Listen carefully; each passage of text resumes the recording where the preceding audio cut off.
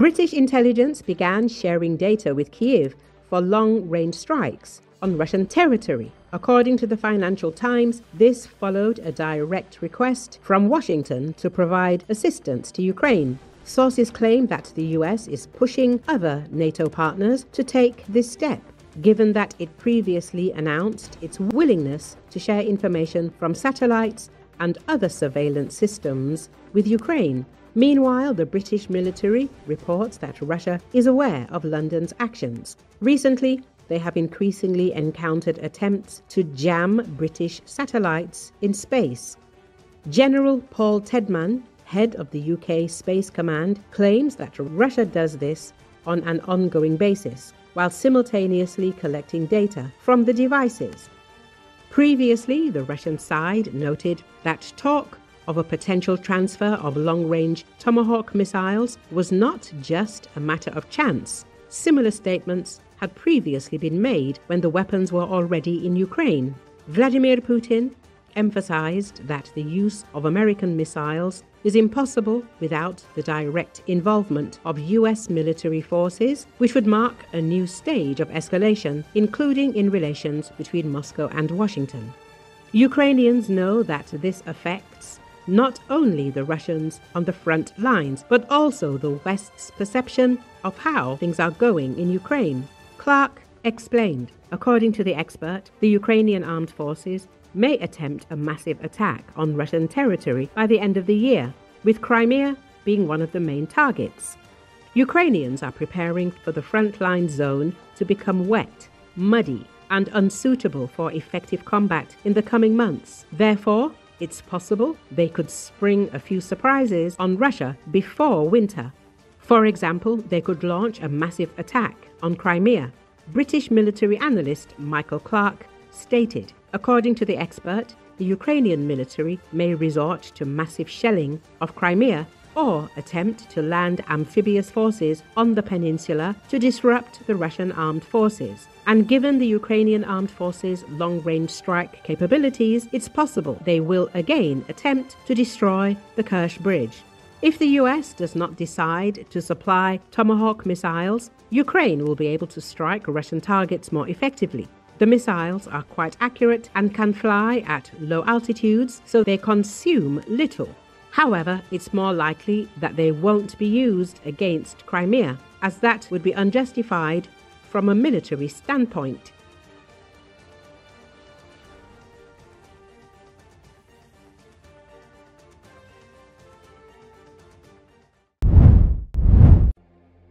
Jewish and Muslim communities in Manchester called for a solidarity on Friday after a synagogue attack. According to Associated Press, a man drove a car into people and stabbed them outside a synagogue in northwest England on Yom Kippur, the holiest day of the Jewish year. 2 people were killed and at least 3 were hurt in the attack on Thursday at the Heaton Park Hebrew Congregation Synagogue in Manchester. The attacker was shot and killed by police, who called his actions a terrorist attack. Josh Aronson, who lives right across from the synagogue, said this attack is a wake-up call. You had people from the mosque that turned up, and people coming to show their solidarity, showing their love, said Aronson.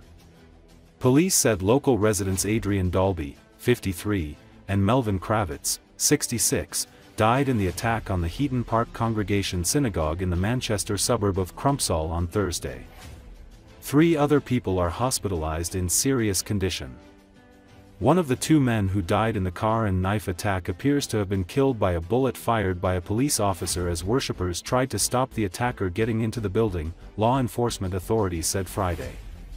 Police identified the attacker as Jihad al-Shami, a 35-year-old British citizen of Syrian descent who entered the United Kingdom as a young child and became a citizen in 2006.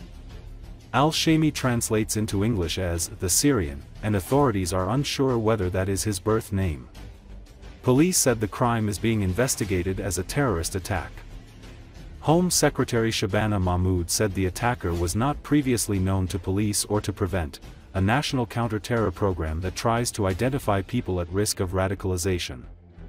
Sabah Amidi, an imam who grew up in Manchester, said he came up from London to show his solidarity to the Jewish community. An innocent life is an innocent life whether you're a Muslim or a Jew or part of any other faith community, Amidi said. Salford within Jewish communities and around synagogues can expect to see uniformed officers on patrol.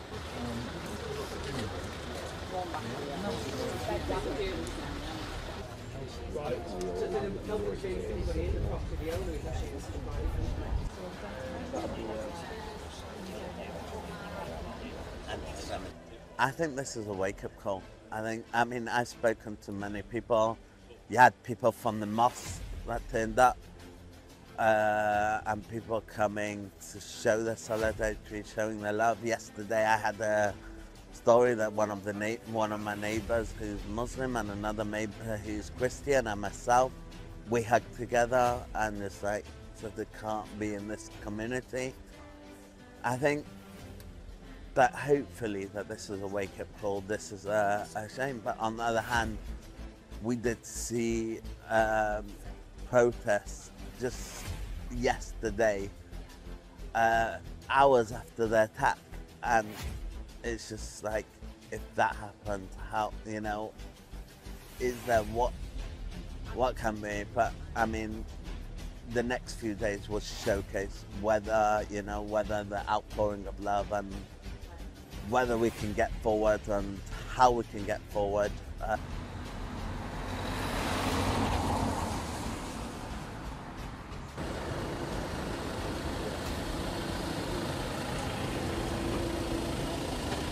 think we as a community feel really heartbroken, and particularly at the deaths of Adrian Dalby and Melvin Kravitz. And I want to express our sympathies with their families and a speedy recovery to all those recovering in hospital after this terrible incident, the most fatal attack on Jews in this country since 1190.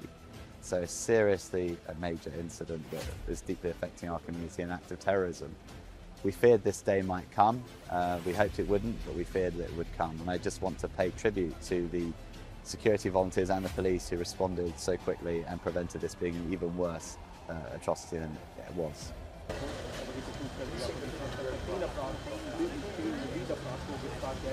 Sam on day 2, I don't think he was quite expecting to be thrown in that quickly. Yeah, he was camel. He was doing second camel. With great sadness to be here in a situation to see the loss of an innocent life. As a Muslim, my faith teaches, the Holy Quran teaches, that killing an innocent is akin to killing the whole of mankind. I was born and raised in Manchester, so to see this happening in my hometown, it is upsetting that this is taking place. And that's why we come to support the Jewish community, to show them that we're with them in solidarity, that no faith teaches this. An innocent life is an innocent life, whether you're a Muslim or a Jew or part of any other faith community.